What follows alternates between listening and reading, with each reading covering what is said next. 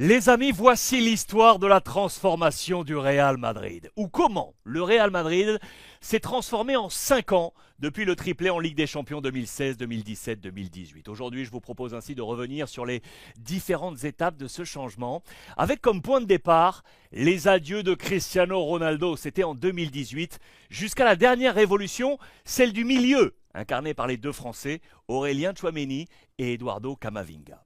Alors remontons tout d'abord le temps pour nous remémorer le contexte madrilène d'alors. Le 26 mai 2018, en battant Liverpool 3-1, le Real remporte sa 13e Ligue des Champions, sa 3e consécutive, les 3 avec Zinedine Zidane à la tête du groupe du président Florentino Pérez. Zinedine Zidane, les amis, eh bien c'est lui qui finalement sera le premier à lancer cette transformation quinquennale du Real. Comment ?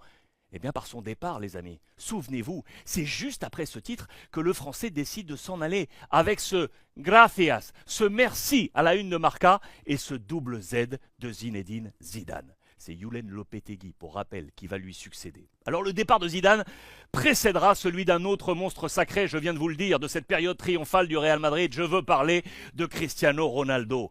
Cristiano, quédate! 2 jours après le titre européen, toute la presse porte le bruit des supporters qui demandent aux Portugais de rester. Il est ici, regardez au centre de cette photo, dans les bras de Marcelo. Son visage est alors partout, tous les jours, car c'est la fin de la belle idylle avec le président Pérez. Le 8 juin, attention, Cristiano ne rigole pas. Le 3 juillet, la Juventus est très intéressée. Le lendemain, Cristiano est blessé dans son amour-propre, ou Florentino se retrousse les manches, ou CR7 s'en va. Le 6 juillet, CR7 a donné sa parole à Agnelli, alors le boss de la Juventus. Et enfin, regardez la une de Marca le 17 juillet 2018, Cristiano portant les couleurs du club turinois avec cette phrase « Je ne crois pas que les madridistes me pleurent ». Zidane et Cristiano s'en sont allés et c'est tout un pan du Real Madrid qui n'est plus. Est donc venu le temps de cette transformation en 5 ans, 2018-2023. Alors le Real va y aller étape par étape. Et comme la reconstruction d'une maison, c'est par le bas que Madrid a commencé. Les fondations, le pilier de la défense, le gardien, les amis. Cet été 2018, temps du départ, également celui de l'arrivée. Eh oui, Thibaut Courtois. Regardez tout d'abord cette phrase.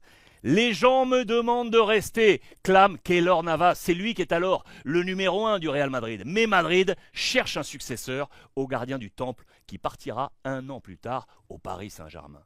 On pense tout d'abord à Alisson. Madrid offre 50 millions à la Roma pour le Brésilien qui en veut 70. On pense alors que l'accord va se faire autour de 60, mais non.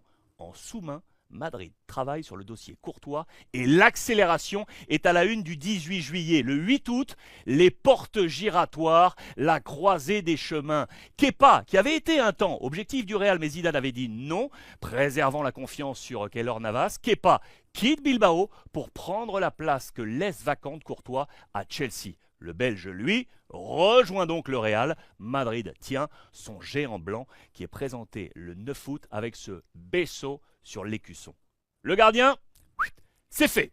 Passons à la ligne défensive, les amis. De l'équipe de 2018, seul Dani Carvajal est toujours là. Il est le survivant. D'ailleurs, il prolongera en 2020 jusqu'en 2024 et même 2025, 1 an plus tard, en 2021. D'ailleurs, en cet été 2021, souvenez-vous que le changement de cette ligne défensive s'opère. 2 autres historiques s'en vont. Sergio Ramos et le Français Raphaël Varane. Alors pour Ramos, la tension est palpable depuis quelques mois déjà avec cette une de janvier 2021. Le capitaine ne trouve pas d'accord avec Florentino Pérez pour une éventuelle prolongation. Esto es lo que hay. Je ne peux pas faire mieux que ça, les amis, semble dire alors le président Pérez à ses 6 joueurs, Vasquez, Modric et Ramos, dont le contrat se termine, et Benzema, Varane, Nacho, dont le terme est à 2022. Alors si les discussions sont alors très bien engagées avec Modric pour une prolongation, pour Ramos et Varane, on en est loin. D'autant que le Real Madrid, regardez les amis, a travaillé sur l'arrivée d'un concurrent. Eh oui, David Alaba du Bayern Munich, imminent le 2 janvier, accord trouvé le 19 janvier, deal done le 2 février. le Culebrón, le feuilleton de la défense centrale commence, avec Ramos et Varane, les deux à la une. Ce n'est pas une question de jeune ou de vieux, mais de bon ou de mauvais. Dixit Sergio Ramos, mais Pérez, qui vient d'être réélu pour un nouveau mandat de 4 ans jusqu'en 2025, ne fléchit pas. D'autant qu'il a un autre dossier chaud à gérer, très chaud même. Zidane, les amis, souvenez-vous, il était revenu après le bref passage de Lopetegui, qui avait choisi la sélection espagnole quelque temps après son arrivée, et après Solari, l'Argentin, qui avait succédé à Lopetegui. Zidane revenu en 2019 pour finalement repartir été 2021. Et donc, cette question pour Florentino Pérez, qui pour remplacer l'homme de tous les succès? Eh bien, c'est le chantier, c'est le gros chantier de Florentino Pérez qui dit ne pas avoir compris la décision de Zinedine Zidane.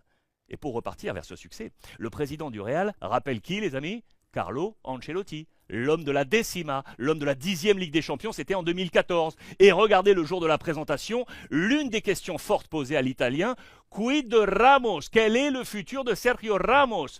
Réponse de Carlo Ancelotti, Ramos? Moi, je n'imaginais même pas un Real sans Ancelotti et pourtant, c'est arrivé, je suis parti. Le club au-dessus de tout, on parle de cette fameuse institution. Si bien que le 17 juin 2021, une légende s'en va, titre Marca. Après 16 ans et 22 titres, Ramos retire le maillot blanc. Et quelques semaines plus tard, idem pour Raphaël Varane.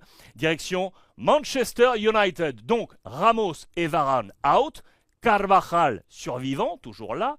Les amis, il reste un poste. Et oui, le 4e en défense, le poste de latéral gauche. Marcelo, les amis, si Ramos est donc parti à l'été 2021, Marcelo le fera un an plus tard. Entre-temps, Rudiger est arrivé. Ancelotti voulait le joueur de Chelsea pour cette défense et apporter notamment de la taille. Entre-temps, le Real est sacré champion d'Espagne, le 35e titre national. Avec qui? Comme capitaine pour lever le trophée, Marcelo ici au centre. C'est lui qui s'envole, comme tous les capitaines avant lui, au-dessus de la déesse des Las Cibeles, avec ce message de Marca. Marcelo veut rester au cœur de ce Madrid devenu invincible, autour de Carlo Ancelotti, avec Vinicius, avec Militao, Alaba ou encore Rodrigo. Marcelo qui lèvera la 14e Ligue des Champions le 28 mai 2022 avec la victoire 1-0 face à Liverpool. La 14e, sa 5e à titre personnel, et c'est là que cela va s'arrêter. Après 2 décennies brésiliennes, avec lui et Roberto Carlos avant lui,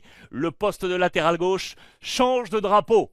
La nouvelle escouade défensive, Rudiger, Alaba, Militao, Ferland Mendy, le français, Fran Garcia, Camavinga, Nacho et bien entendu le survivant, Dani Carvajal. Passons au milieu de terrain. Les 3 couronnes européennes consécutives ont également porté un label. Eh oui, le label CMK. Vous vous en souvenez? Casemiro, Modric, Kroos. Ensemble, ces 3-là ont sans doute formé le meilleur milieu de terrain de l'époque. Ces 3-là ont tenu jusqu'à la finale de 2022 à Paris face à Liverpool. Mais ce même été 2022, à la grande surprise, Casemiro décide de s'en aller. Il faut dire que Fede Valverde monte en puissance. Il faut dire que Madrid veut poursuivre son plan quinquennal de régénération en lançant un sprint final pour Aurélien Tchouaméni à Monaco. Deal validé à la une de Marca, vous le voyez, le 8 juin 2022. La concurrence arrive. Et même si Carlo Ancelotti, le papa, le pacificateur, essaie de conserver auprès de lui l'un de ses classiques, Casemiro, eh bien le Brésilien est chassé, notamment par United, qui est, en quelques jours, fond sur lui. Regardez, João Félix était également visé, mais c'est bien Casemiro qui est la priorité de United. Et Madrid comprend très vite que c'est terminé. L'adieu est entendu, et voilà qu'un autre mythe quitte la Maison-Blanche, direction Manchester United. Une conférence de presse d'adieu, en larmes, et c'est tout Madrid qui pleure. La CMK n'est plus. Et même si Modric et Kroos restent aujourd'hui d'incontournables piliers du plan Ancelotti, ce dernier a très vite installé une rotation. Il dose ses vieux talents pour aujourd'hui installer progressivement un nouveau trio, Camavinga, Tchouaméni, Valverde. Enfin, le secteur offensif, les amis. Là aussi, 3 lettres, un autre label pour les années folles du Real, la fameuse triplette. La BBC, Bale, Benzema, Cristiano, c'est le Portugais qui est donc parti le premier, comme je vous l'ai expliqué au début de cette rétrospective, à l'été 2018 pour la Juventus. Alors le second, Gareth Bale, avec tout d'abord un prêt en 2020, retour chez lui à Tottenham pour le Gallois, là où Madrid était allé le chercher en 2013 avec ce fameux transfert record. Il n'est plus dans les plans de Zidane. Un an sans option d'achat, il finira son contrat en 2022 avant de s'envoler pour la MLS. Enfin, Karim Benzema, bien évidemment, 2009-2023, la légende, un joueur unico dans l'histoire du club. Tant de numéro 9 que le Real est allé chercher pour le concurrencer. En vain, il a tout donné à ce club, il a joué pour les autres, et on pense là bien entendu à Cristiano Ronaldo et cette relation 5 étoiles, avant de finir capitaine, symbole, numéro 9, et de voir le Real cette fois jouer pour lui. À la grande surprise, cet été 2023, Karim Benzema a décidé de tourner la page. Une dernière séance de liesse à domicile avec un but à la clé sur penalty face à Bilbao. C'était sur cette pelouse mythique de Santiago Bernabéu pour refermer l'édition 22-23 de la Liga et refermer 14 années passées. Voilà ainsi les amis comment, en 5 ans, depuis ce fameux triplé en Ligue des Champions, le Real Madrid s'est transformé, a muté de ce 11 de départ de la finale de 2018. Isco, deuxième en bas en partant là de la droite, est parti lui aussi cet été au Betis Séville. Ainsi, seuls Modric, Kroos et Carvajal sont encore là. En 5 ans, Madrid s'est régénéré. Allez, peut-être une dernière avant de vous quitter. Celle de Marca, regardez, celle du 21 juin 2023 et ce numéro 9, laissé donc vacant par Karim Benzema pour peut-être un jour, peut-être Kylian Mbappé. Mais ça, c'est une autre histoire.